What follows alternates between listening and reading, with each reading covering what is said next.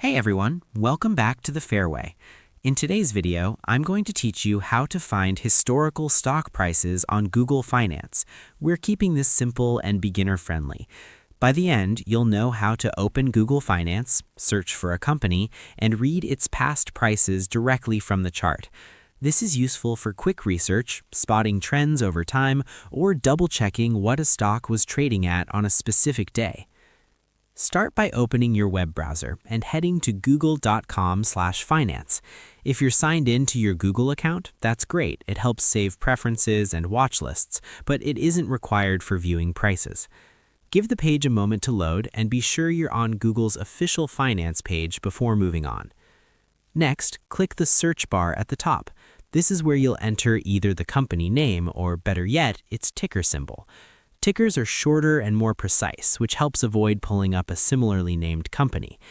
As you type, you'll see suggestions appear beneath the search bar. These include the company name, the ticker, and the exchange label, things like NASDAQ or NYSE, so you can be confident you're selecting the right listing. Go ahead and type a sample stock. If you know the ticker, enter that. If not, start with the company name and then look for the correct ticker and exchange in the suggestions. If multiple entries appear for the same brand, choose the one that matches the exchange and region you need, and note the currency shown so you're looking at the right market.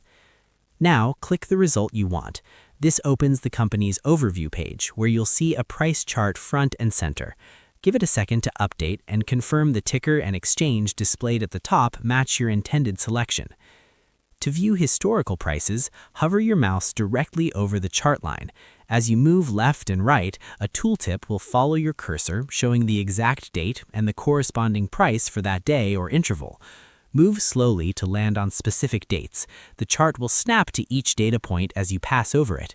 If you're not seeing the tooltip, make sure your cursor is on the line itself and not in empty space.